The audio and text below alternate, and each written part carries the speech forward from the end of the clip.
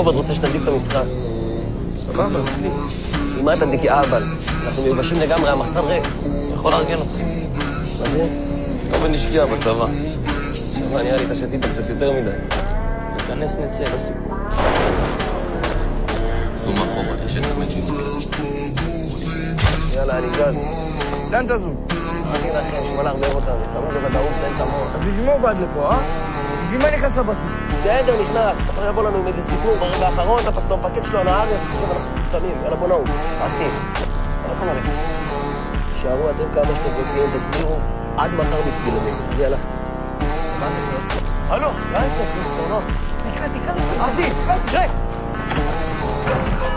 יא ספיידרמן! מה יש לך? יא איירון מן! נו! יא פסיכופת!